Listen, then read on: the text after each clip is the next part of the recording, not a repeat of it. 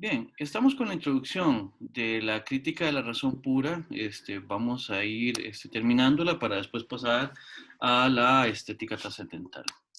La primera cosa que quería recordarles en el repaso que siempre hago al iniciar la clase es que con Kant estamos ahora ante ciertamente una metafísica, pero que ha sido, vamos a decirlo así, resemantizada. ¿Qué quiere decir esto? Que aun cuando desde que empezamos el curso hemos dicho la importancia que tiene el darle seguimiento tanto a lo epistemológico como a lo metafísico en el curso, con Kant eso va a ser especialmente importante, porque para Kant ahora la metafísica está definida desde su propia definición, va a estar definida en términos meramente epistemológicos. ¿Por qué? Recordemos que en la modernidad estamos ya en un ámbito de producción filosófica que tiene al frente al método científico, a las producciones científicas, como, ¿cómo decirlo? Como modelo, en el caso de Newton para Kant, como, eh, como fondo de contraste, en el caso de eh, el ímpetu metodológico que tienen las ciencias en la modernidad, ¿verdad? Y cómo en las ciencias se trata de demostrar todo aquello que se va produciendo, ¿verdad?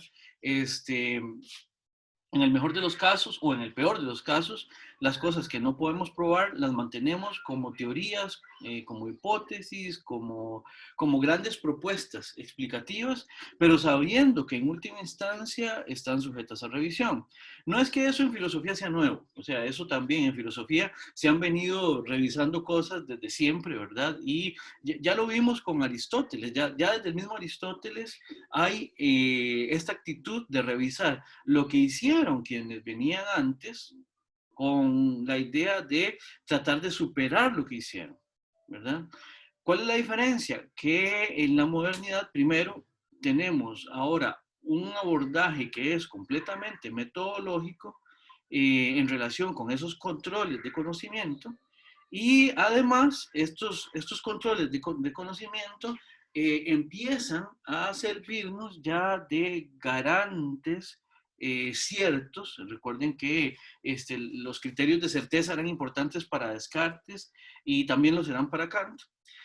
¿Cómo es que podemos realmente tener seguridad y qué nivel de seguridad es la que podemos derivar a partir de lo que conocemos de las cosas cuando decimos que las cosas son de una determinada manera o que las cosas se presentan de una determinada manera?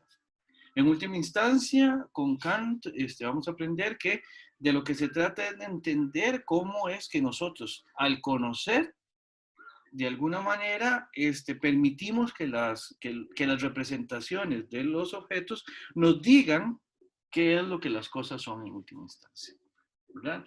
Recuerden este giro que hace Kant, volver a ver el sujeto que conoce como punto importante, como punto fundamental de la preocupación, en este caso epistemológica, pero también metafísica. ¿En qué sentido? En que la metafísica, y vuelvo a dar la definición, para Kant va a ser este inventario de conocimientos que está sistematizado por la razón.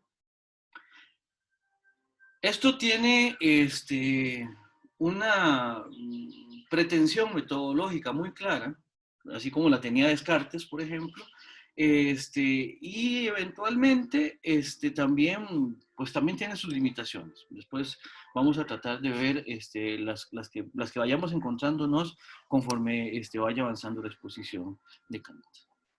Habíamos visto la importancia de la experiencia como punto fundamental o como punto de partida, ¿verdad? En última instancia, Kant lo que trata es de prevenirnos de que no tratemos de decir, no tratemos de explicar cosas de las cuales no tengamos evidencia, por así decirlo. En el caso de lo que tiene que ver con experiencia, tenemos que poder dar cuenta de cómo es que eso que está en la experiencia aparece en la experiencia, ocurre en la experiencia, se nos da en la experiencia, cómo y hasta qué punto. Una vez que trazamos esa línea demarcativa, entonces nos quedamos con ciertas cosas que no van a estar en la experiencia. Por un lado, por un lado, vamos a quedarnos con unas cosas que no vienen ellas mismas de la experiencia, pero de las cuales metodológicamente podemos tener seguridad, como sería el conocimiento de ciertos conceptos, por ejemplo, los conceptos matemáticos, todo lo que son estas abstracciones matemáticas, ciertas regularidades que vemos en el mundo, con ciertas regularidades con las que conocemos el mundo, también van a ser para Kant, van a tener un gran nivel de certeza, pero no las derivamos de la experiencia. En el caso, por ejemplo, de los objetos matemáticos, van a ser objetos que de alguna manera se sostienen, voy a decir aquí la palabra sostienen por ahora. Ahorita vamos a ver un par de problemas que son interesantes en relación con los conceptos matemáticos, que es que los conceptos matemáticos, por así decirlo, se sostienen gracias a su estructura interna, por decirlo de alguna manera. Una vez que uno define el triángulo, de su definición y de sus características, empiezan a derivarse propiedades. Y a partir de esas propiedades, uno puede ir ampliando el conocimiento que tiene a propósito de lo que son los triángulos, por decirlo de alguna manera. ¿Ya? Por ejemplo, la cantidad de ángulos internos de una figura geométrica determina necesariamente la medida de sus ángulos internos. Y a partir de ahí empiezo a hacer un montón de derivaciones que tienen un gran nivel de seguridad, un gran nivel de certeza. ¿Ya? Eso es importante para Kant, porque ese tipo de conocimiento nos da a entender, nos evidencia que efectivamente los seres humanos podemos conocer cosas de las que podemos estar completamente seguros y seguras. ¿Verdad? Por otro lado, bueno, teniendo en mente este tipo de ejemplos, Kant lo que dice es, ¿y cómo hacemos para generar ese nivel de certeza en filosofía? Bueno, él establece ciertos lineamientos, digamos, cierta explicación a propósito de cómo conocemos para garantizarnos que el conocimiento filosófico también pase por esa seguridad. Por otro lado, también tenemos la experiencia como punto límite de ciertos otros conocimientos que sería bueno que explicáramos, ¿verdad? Pero que no vienen de la experiencia y que no surgen propiamente hablando de su necesidad interna, como es el conocimiento de los objetos matemáticos o de las reglas inferenciales de la lógica, por decirlo de alguna manera. Estos otros objetos van a estar más allá en el sentido de por encima de la experiencia posible, ¿verdad? Pero son contenidos de conocimiento, contenidos de reflexión, contenidos de especulación que nos dan mucho que pensar, ¿ya? Entre ellos, por ejemplo, el problema de Dios, el problema de una primera causa del mundo, por ejemplo. Es algo que no surge de la experiencia porque no tenemos la experiencia, o sea, no podemos experimentar esa primera causa. Nosotros no tenemos experiencia de eso. Por eso es que está más allá de la experiencia posible. Y sin embargo, dice Kant, es algo que la razón siempre nos está tirando por ahí y que tenemos que resolver. Filosóficamente tenemos que explicar por qué es que surge un concepto como el concepto de Dios. Otro concepto que surge, que no surge de la experiencia y que no surge de su necesidad interna, sería para Kant el más importante de toda la producción filosófica, que es el problema de la libertad, ¿verdad? Que hay que resolver, digamos, hay que explicar, hay que cuestionarse efectivamente si efectivamente, más bien, hay libertad y si esta existe, en qué consiste, y si no la hay, entonces, ¿cómo explicamos efectivamente que no hay libertad? ¿Verdad? Ahora, esta noción de libertad como concepto no surge, como les decía, en el trato que tenemos con las cosas ni con otros sujetos, sino que surge a partir, no como surgen los fenómenos, digamos, sino que surge a partir de ciertas características que tiene la subjetividad. Ahora, eso es para explicar en última instancia esos otros temas que surgen, hacemos casa aparte.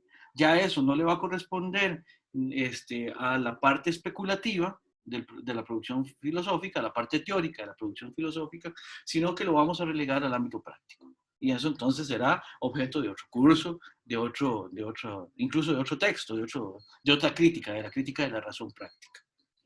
Ahora, volviendo entonces al ámbito de la experiencia posible, entonces con Kant lo que tenemos que hacer es, ya vimos cuál era el papel de la experiencia, que es lo que nos permite, por así decirlo, detonar el conocimiento, detonar el flujo de conocimiento que tenemos. A partir de que tenemos experiencia, a partir de que podemos recomponer representacionalmente ese influjo que nos viene de ese afuera, que es lo que hay, lo que existe alrededor nuestro, y que de alguna manera opera sobre nosotros, a partir de que nosotros generamos una reacción ante ese actuar de ese afuera, de lo que habíamos visto en la clase pasada, que le decimos lo dado en Kant, a partir de ahí es que nosotros generamos conocimiento. Y a partir de ahí es que empezamos a aprender un montón de cosas. Y a partir de ahí es que empezamos a fortalecer nuestras capacidades de conocimiento de manera tal que después incluso podemos aprender también ciertas cosas que no vienen de la experiencia, sino que vienen de otro tipo de fuentes. ¿Verdad? Todo esto es importante para el planteamiento filosófico, especulativo, teórico, sí, de Kant. Eso es más o menos como para resumir la importancia de la experiencia en Kant. No sé si habrá alguna pregunta que quieran hacer en este momento. ¿Todo está quedando claro?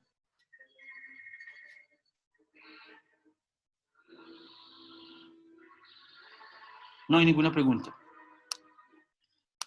En este sentido, entonces, veamos una distinción que en Kant es importantísima para entender lo que, de lo que se está tratando esta propuesta kantiana.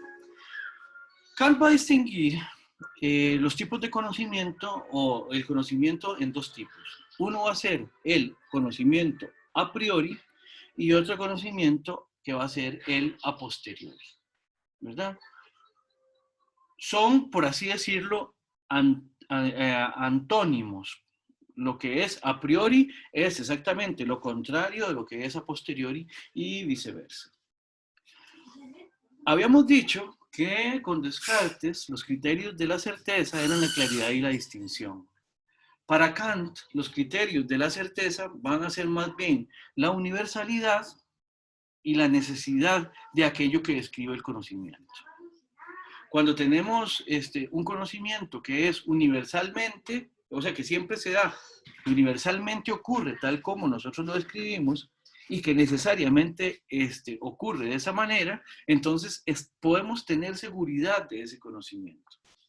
Ahora, el conocimiento a priori, básicamente, vamos a decir que son universales y que tienen necesidad interna. Y ahora tendríamos que decir también que la definición propiamente hablando del a priori en Kant es que todo aquello que es a priori es independiente de la experiencia. ¿Qué quiere decir que sea independiente de la experiencia? Quiere decir que es un conocimiento que se sostiene formalmente, por decirlo de alguna manera, que no requiere de la experiencia para ser cierto, aun cuando hay ciertos conocimientos que son a priori en los cuales interviene de alguna manera la experiencia. Ahorita vamos a tratar de ver eso. Ahora, una confusión de la cual el mismo Kant tiene mucho de responsabilidad, por así decirlo, es que hay que sacarse de la cabeza que los conocimientos a priori tienen anterioridad a la experiencia. Porque a priori suena como algo que ocurre antes de la experiencia. Hay que sacarse eso de la cabeza. A priori significa, en Kant, antes de la experiencia. Perdón, no antes de la experiencia, sino en independencia de la experiencia. Que algo sea independiente de la experiencia, entonces, como les decía, quiere decir que no depende, no está completamente relacionado con la experiencia para hacer ese contenido que estamos describiendo. Ahorita vamos a hacer un ejemplo. Pero entonces, cada vez que uno dice a priori en Kant, uno lo que tiene que pensar es a priori igual independiente de la experiencia. Kant dice que los conocimientos a priori son claros y son ciertos. Con la noción de claridad, aquí, ahorita vamos a ver un par de distinciones posibles. Ahora, hay ciertos conocimientos que siendo a priori, sí tienen algún contenido de la experiencia, ¿verdad? Creo que no sé si en la clase pasada fue, que hicimos un ejemplo a propósito de socavarle los cimientos a una casa, que en todo caso es un ejemplo que aparece en la introducción de Kant. Pero vamos a ver, si nosotros nos preguntamos simplemente qué pasa si, vamos a ver, como cuando en las fábulas, me estoy pensando en la pantera rosa, digamos, yo ahorita estoy en un segundo piso, en un mezanine, ¿verdad? Ustedes han visto la fábula de la pantera rosa, ¿no? O algo así parecido, que está el típico chiste de que está una persona en un segundo piso, en una planta alta, y de debajo del piso sale un serrucho que empieza a cortar exactamente la porción del piso a donde está la persona. ¿Verdad? Eso es muy gracioso siempre.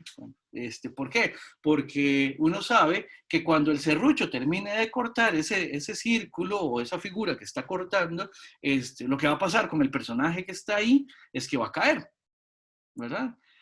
Ahora, ese chiste en la Pantera Rosa, si lo estuviéramos viendo con Kant a la par, Kant nos diría, vean, ese chiste funciona a priori. ¿Por qué? Porque uno genera la expectativa de que una vez que el serrucho termine de hacer el corte, el personaje caiga. Y eso es parte de lo llamativo del chiste. Genera esa expectativa en uno, ¿verdad? Bueno, ¿por qué? Porque por experiencia hemos aprendido, ¿verdad?, de que si a algo se le quita el soporte sobre el que está apoyado, sobre lo que está de pie, si a algo se le cae, digamos, el piso en el que está, si ocurre, no sé, algún evento y surge un hueco debajo de uno sabe que uno cae, uno sabe que uno va a caer. ¿Por qué eso es a priori? ¿Por qué diría Kant eso es independiente de la experiencia? Porque tenemos completa seguridad de que eso va a ocurrir aun cuando no pasemos por esa experiencia propiamente. ¿Qué sé yo? Si a mí me serrucharan el piso, yo sé que yo me caigo. Y estoy completamente seguro de eso. No hay manera de que yo diga, no, a mí eso no me va a pasar. Si a mí me quitan el soporte sobre el que estoy de pie, yo me caigo. ¿Por qué? Porque así es como ocurren las cosas generalmente. O sea, como siempre ocurren las cosas. Ahora, es distinto de si yo lo que les estoy contando es una anécdota. Eso ahorita vamos a ver qué sería una anécdota. Una anécdota sería que yo les diga, a mí me pasó. Una vez me serrucharon el piso y caí del segundo piso al primero. Pero si yo lo que les estoy diciendo es más bien, estamos en completo control, en completa seguridad del conocimiento según el cual si nos recortan el piso, si nos serruchan el piso, vamos a caernos. Y estamos completamente convencidas de que eso pasaría. Eso es porque ese es un conocimiento que funciona según una regla y esta regla es a priori, o sea, es independiente de la experiencia. ¿Por qué? Porque no importa que nosotros no pasemos por eso, sabemos y estamos con plena seguridad, sabemos con plena certeza de que eso es así, aun cuando nunca nos pase, aun cuando nunca nos llegue a suceder. Tengo un par de intervenciones en el chat, permítanme para revisarlas. A ver, dice que las leyes de la física son a priori, diría José Torres. Sí, las leyes de la física serían un buen ejemplo de lo que ocurre a priori. O sea, el hecho de decir que los graves caen este, es algo que sabemos. O sea, todos los cuerpos todos los cuerpos, a partir del hecho de que estén en una relación tal que haya una atracción como la gravitatoria en un entorno determinado, si no tienen un punto de apoyo van a caer, ¿verdad? Ahora, una vez adquirido el conocimiento a priori, este no pasaría a ser por experiencia, dice Steven. No, Steven, le voy a decir por qué. Porque aquí lo que estamos hablando de la experiencia tiene que ver con el hecho de que experiencia aquí es precisamente, va a sonar redundante, pero es experimentar aquello. ¿Qué es experimentar? Sería pasar por el hecho de que nosotros estamos teniendo en una circunstancia determinada un cúmulo de representaciones tales cuales nos permiten generar en nosotros estos contenidos. Por ejemplo, yo sé y estoy completamente seguro de que si tomo una pelota de nieve con mi mano sin un guante, yo sé que voy a sentir que la sensación que va a generar es la de frío. ¿Eso yo lo sé por la experiencia? No, porque yo nunca he tenido una pelota de nieve en mi mano. Yo no conozco la nieve. Pero por lo que se sabe de que la nieve, por las características que tiene la nieve, ya eso opera según una regularidad que es universal, o sea, se espera que siempre suceda. O sea, uno nunca va a encontrar una pelota de nieve que, teniéndola en la mano, uno sienta que está caliente. ¿Ve? No pasa a ser experiencia porque yo nunca lo he experimentado. Por lo menos no es de mi experiencia, aunque obviamente para mi conocimiento yo me he nutrido del conocimiento que se ha generado a partir de la experiencia de quienes sí han tenido ese intercambio con la nieve. Pero para mí, para Sanchitos propiamente hablando, ese no es un conocimiento por experiencia. Sanchito lo puede aprender, pero no es algo que haya experimentado. Entonces, Steven, no sé si con eso te respondo. Y Marco Bonilla lo que me dice es que qué pasa con los conceptos abstractos como los de las matemáticas.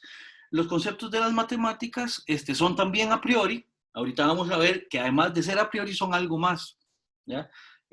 Son a priori, sí, son independientes de la experiencia. Véalo así.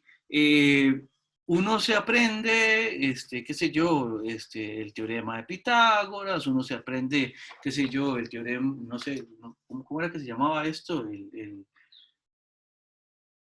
El teorema de los ¿cómo es? De la medida de los ángulos opuestos por el vértice, que eso uno sabe que se corresponden y todo ese tipo de cosas, o sea que si son ángulos opuestos por un vértice, tienen que medir lo mismo, algo así era, no me acuerdo muy bien.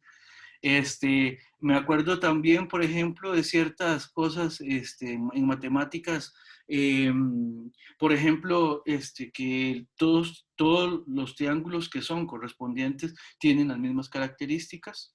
O sea, hay una proporcionalidad en todos los triángulos que tengan la misma relación de medidas entre hipotenusa y catetos. ¿Ya? Eso es consistente en todos los triángulos. Eh, eso de eso podemos estar en completa seguridad y de eso jamás vamos a tener experiencia, porque los objetos matemáticos son absolutamente abstractos, no, de ellos no tenemos experiencia. Ese tipo de conocimiento a Kant le fascina. ¿Por qué? Por la seguridad que tiene. Y Kant lo que se devanaba a los sesos, o una de las cosas con las cuales se devanaba a los sesos, era ver si en filosofía nosotros podríamos tener conocimiento con ese nivel de seguridad, con la seguridad de que siempre se va a cumplir lo que sabemos de ese tipo o según ese tipo de conocimiento. No sé si tendrán alguna pregunta. ¿Esto está quedando claro?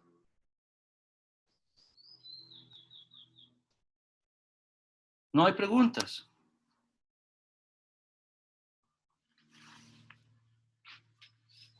Una de las cosas que decíamos que Kant está tratando de buscar es la claridad, ¿verdad? La claridad va a ser de dos tipos, ¿verdad?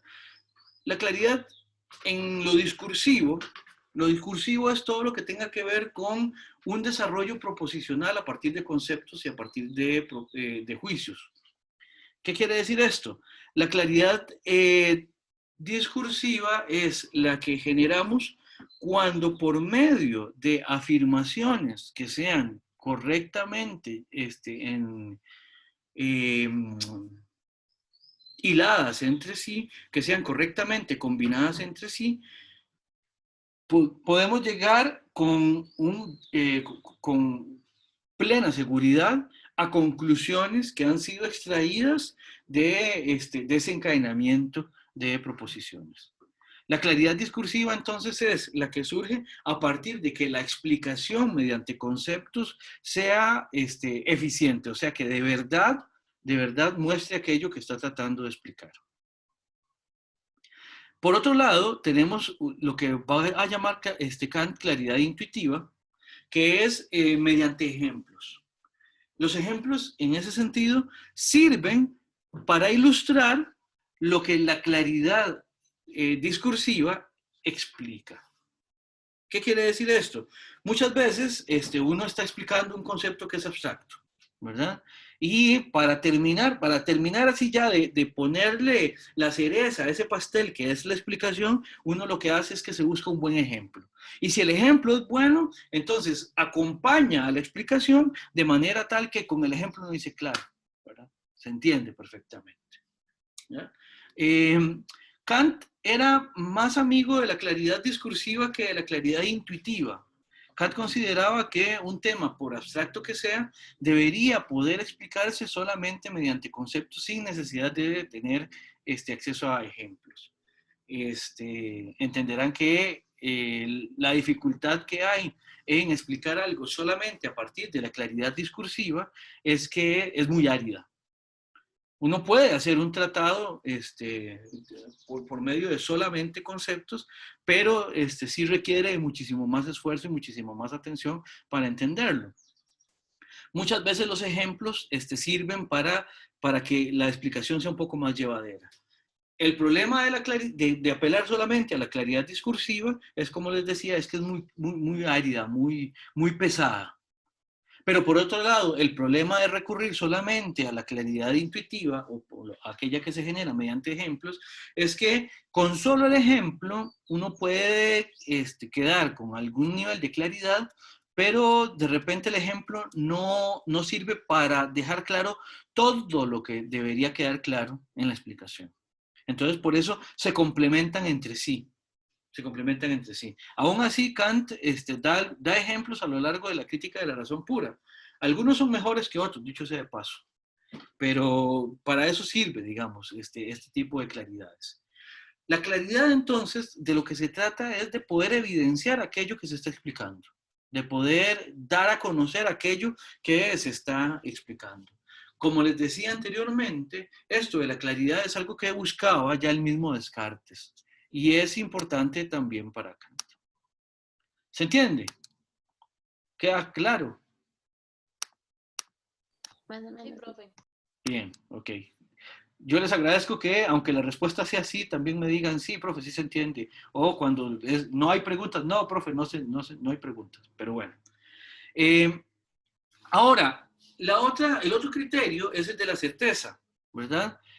La certeza tiene que ver con que el conocimiento, el saber que nosotros queremos generar acá, es cierto en función de que tenga suficiencia objetiva, dice Kant. ¿Qué significa que haya suficiencia objetiva en el conocimiento? Significa que diferentes agentes racionales, o sea, diferentes seres racionales, deberían llegar a las mismas conclusiones a partir de la misma información inicial. Por ejemplo, no es que el triángulo, no sé, los triángulos especiales, ¿se acuerdan de aquellos? El triángulo 30-60 o el triángulo de dos ángulos de 45.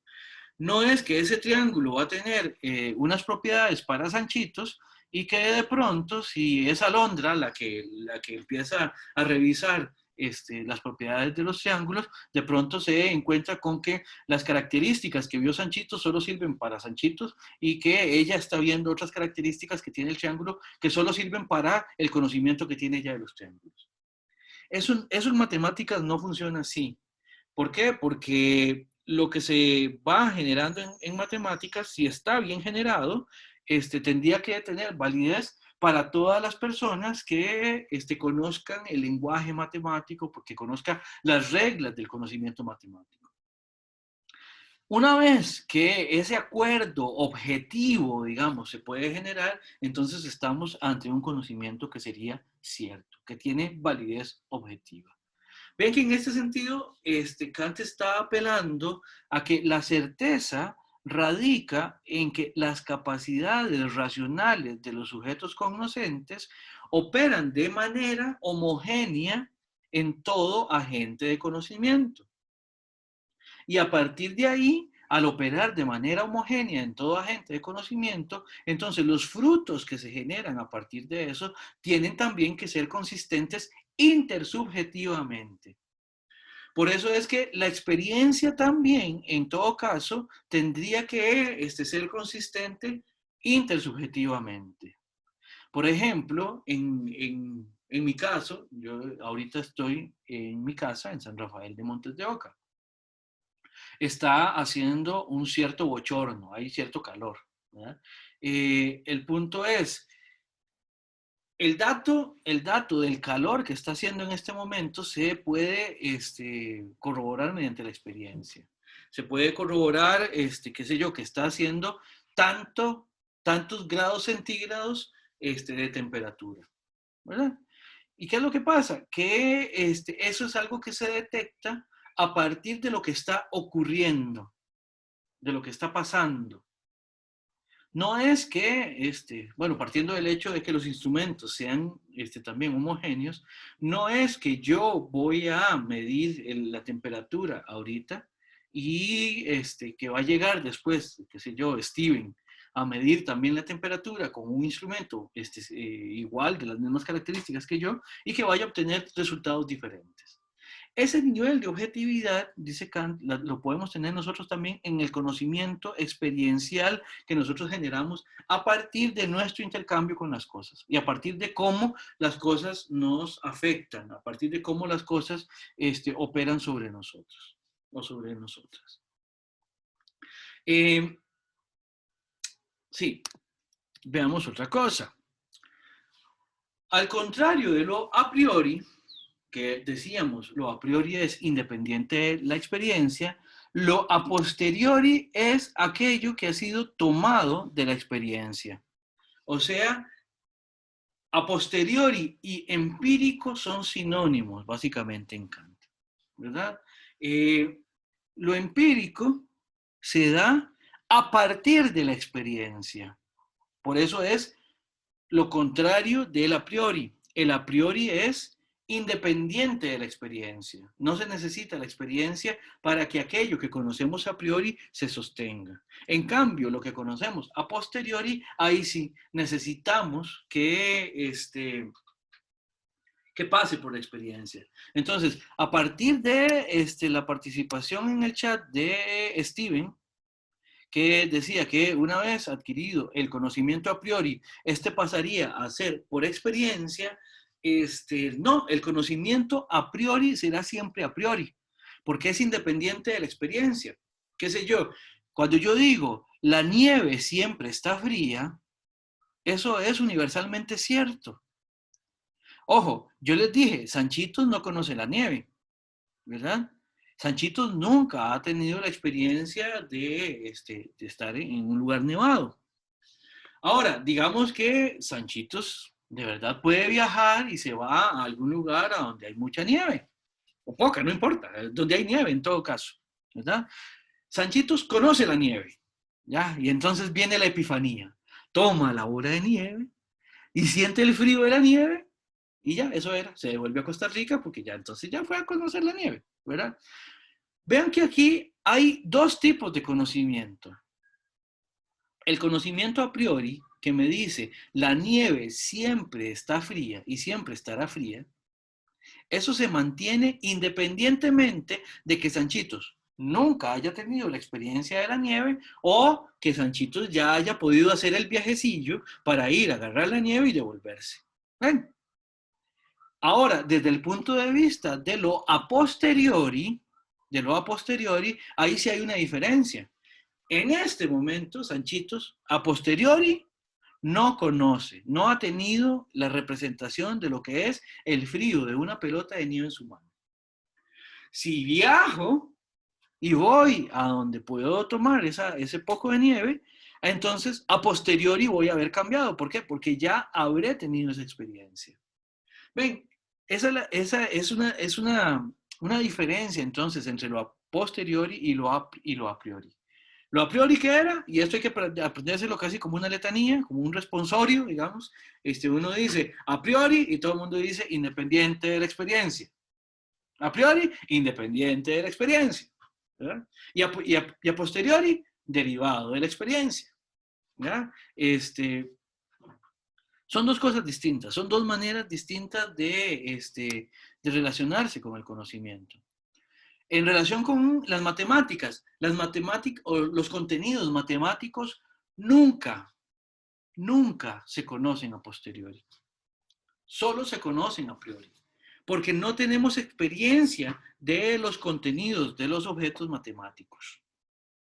Y en relación con la física, tenemos que hay reglas generales que son, en tanto que generales, son a priori, pero que uno puede eventualmente corroborar en la experiencia. ¿Verdad? De hecho, la física, si hay algo que estudia, es precisamente las cosas que se dan en la experiencia. ¿Verdad? Y estudia fenómenos que se dan en la experiencia.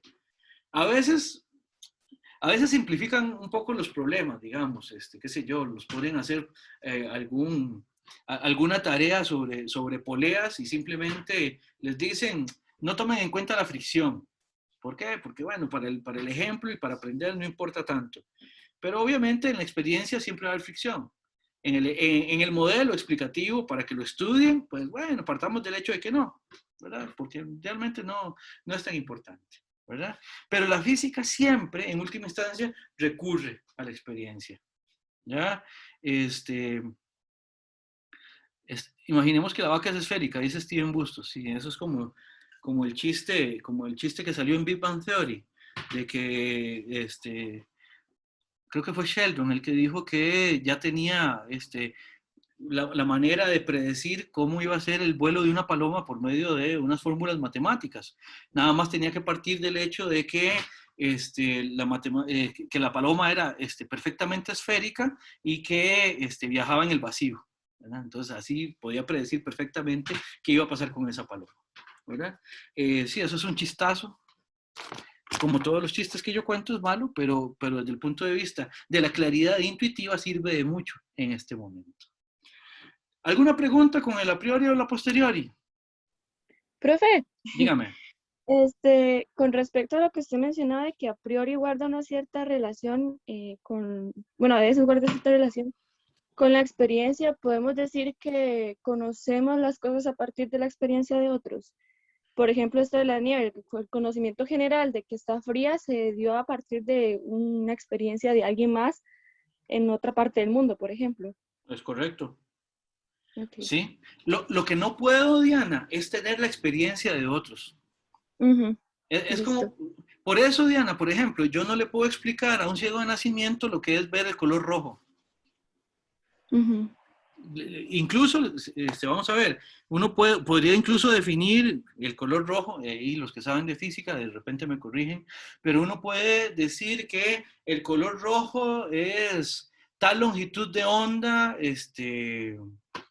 no sé, la luz blanca viene y rebota a cierta longitud en una superficie y uno ve rojo lo que viene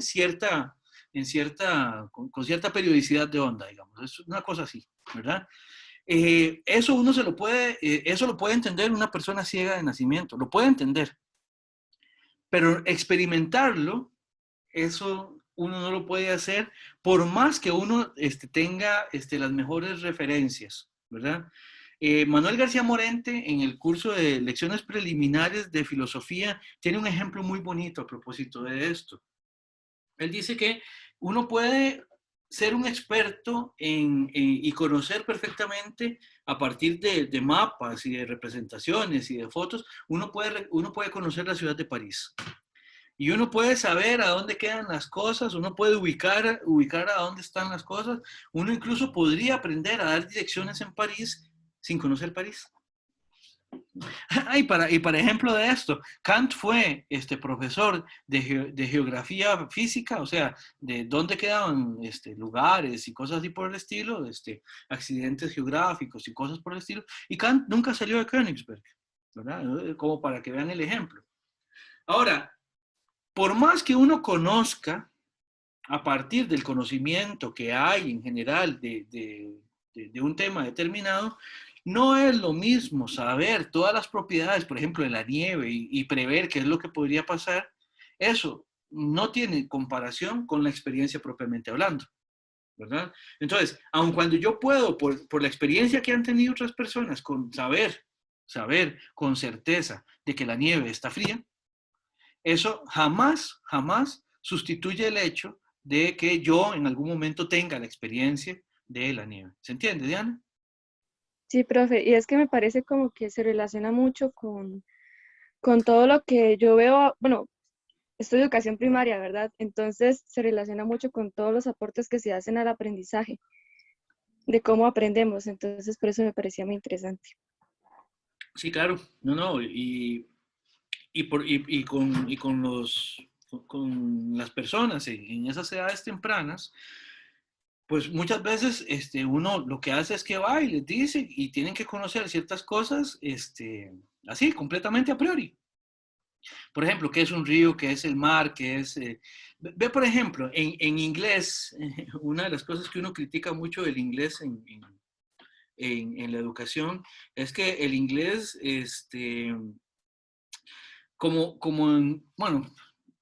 bueno, no necesariamente es un problema, pero el punto es, muchas veces el inglés se aprende a partir de ciertas cosas. Por ejemplo, hablar de nieve y de las estaciones, eso es importante. ¿Por qué? Porque el inglés es una lengua que surge en entornos a donde hay esas cosas, ¿verdad?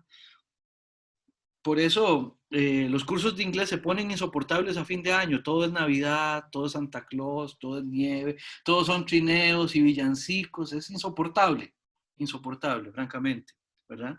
Y el asunto es que eh, muchas veces las personas que están aprendiendo inglés, por ejemplo, en educación primaria, tienen ciertos contenidos que han aprendido gracias a la adquisición de esa segunda lengua o el aprendizaje de ciertos conceptos de la segunda lengua, a pesar de que no conozcan ni la nieve, ni los renos, ni el cambio de estaciones, ni el paso de qué es lo que pasa cuando empieza o cuando termina el otoño.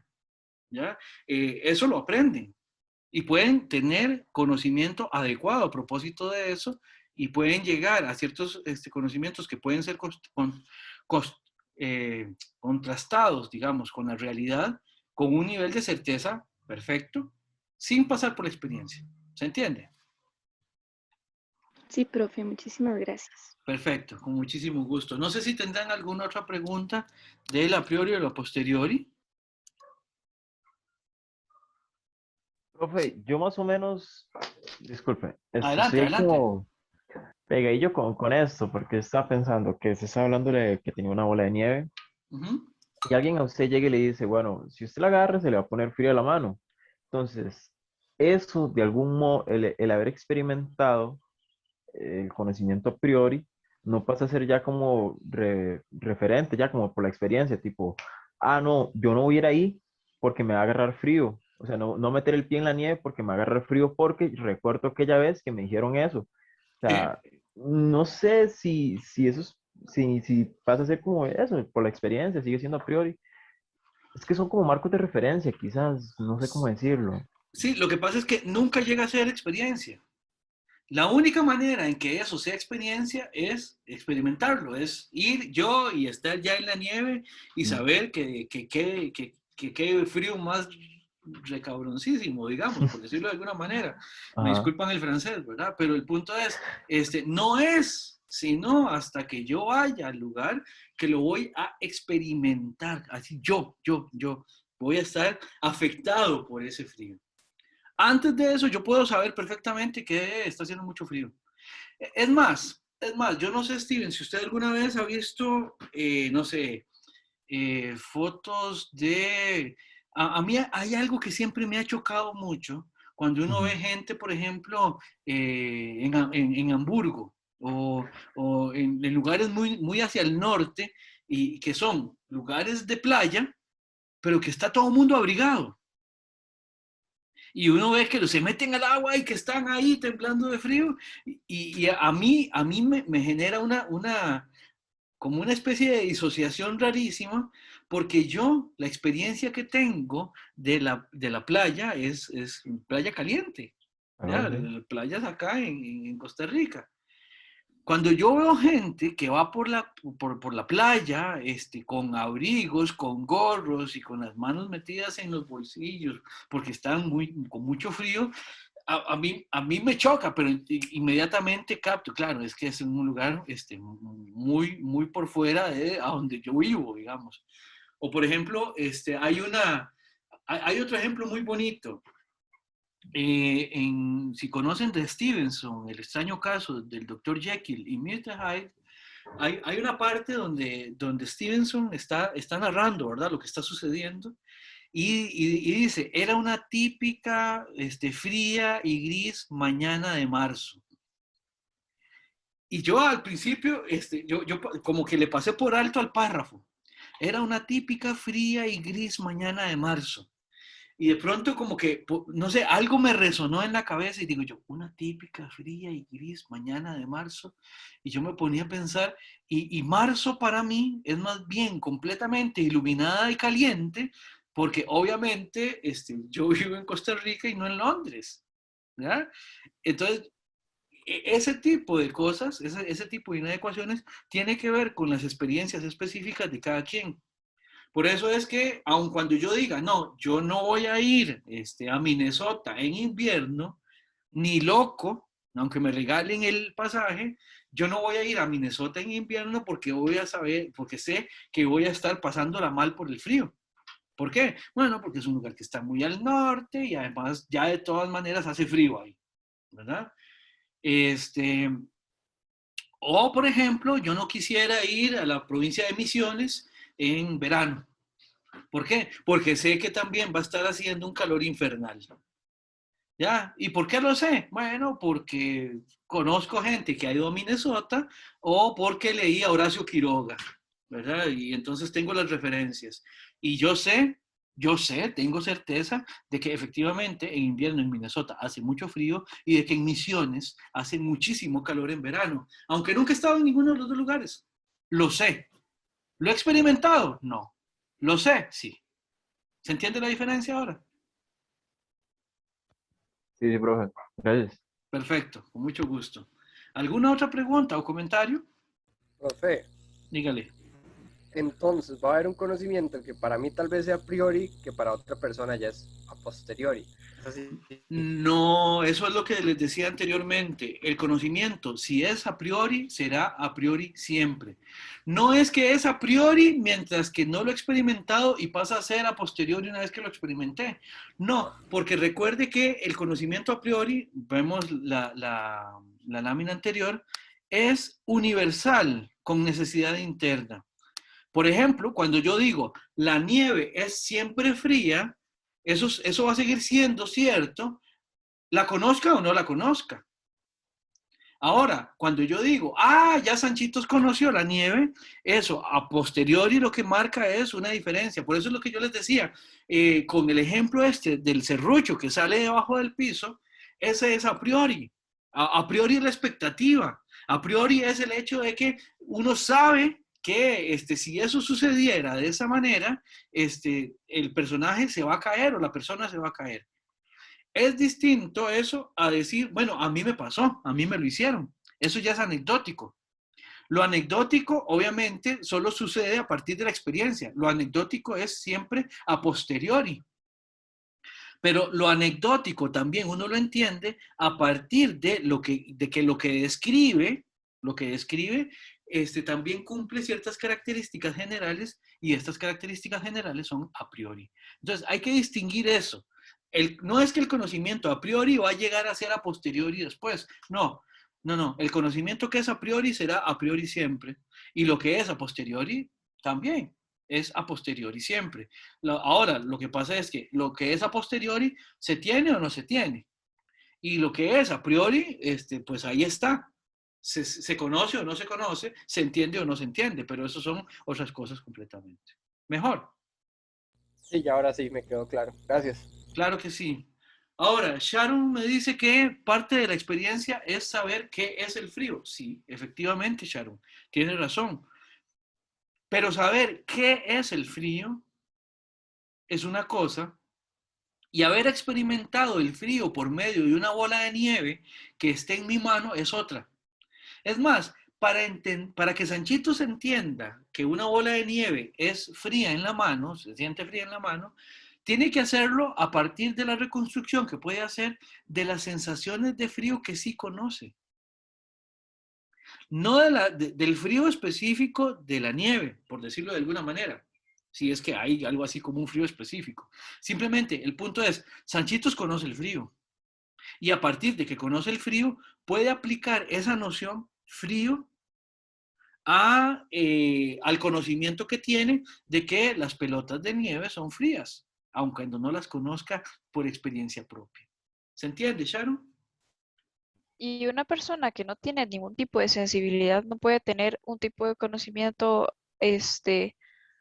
a priori sensorial táctico, por así decirlo. Vamos a ver, el problema es que lo que planteaste al inicio es una persona que no tiene ningún tipo de sensorialidad. Yo no sé si habrá alguien que tenga absoluta ausencia de sensaciones. No sé. Sí, bueno, eso es algo, más que todo es como muy importante en el dolor, más que todo la gente como que no siente absolutamente nada en todo el cuerpo, entonces tienen que estar haciendo revisiones Ajá. para ver que no sé, que no tengan un clavo metido en el brazo y no se hayan dado cuenta, cosas así. Entonces, sí, sí hay, pero no sabría si esas personas no pueden tener esa clase de conocimiento, porque usted les dice, una bola de nieve es fría, ya está bien, pero no sé qué es el frío. Claro, Es como la persona ciega. sí, en ese sentido sí se entiende. Si una persona, ahora sí, el punto es, si una persona no tiene, me imagino que lo que estamos refiriendo aquí es que el frío es básicamente táctil. Si una persona no tiene representaciones táctiles, efectivamente jamás sabrá lo que es el frío de la bola de nieve sobre su mano. Por ejemplo, pasa también con las personas que fuman mucho. Las personas que fuman mucho tienden a perder el olfato. Un profesor mío que fumaba mucho, cuando yo era estudiante, mm, llegó a sus 40. Entonces dijo, dejo de fumar. ¿Verdad? Dejo de fumar y una de las cosas que nos llamó mucho la atención fue que él decía, bueno, dejé de fumar y ya nos estaba contando cómo iba el asunto, ¿verdad? Y una vez nos dijo, qué vacilón, ¿verdad? Venía subiendo para letras y por el comedor lo agarró un aguacero. Dice, y una cosa que me llamó mucho la atención es recordar a lo que huele la tierra cuando llueve, la tierra mojada. ¿Verdad? ¿Por qué? Porque tenía completamente cancelada la capacidad de generar representaciones olfativas. Entonces, en ese sentido, sí, efectivamente, esa persona no tiene la capacidad de generar la experiencia olfativa. Si alguien no tiene tacto, pues no puede generar representaciones táctiles. De la misma manera que una persona ciega de nacimiento, no hay manera de que genere representaciones visuales, o que una persona sorda de nacimiento no tenga la capacidad de generar representaciones auditivas. Lo que no sé es si habrá alguien que tenga absolutamente ningún tipo de sensibilidad. No sé. Pero en caso de que le falte alguna, sí, no puede generar esa, la experiencia propiamente hablando, específica, no la puede generar. Sí, Sharon. Sí, sí, gracias. Perfecto. Bueno, piensen si tienen alguna otra consulta, la podemos hacer después de la pausa, cuando pasen los próximos 10 minutos.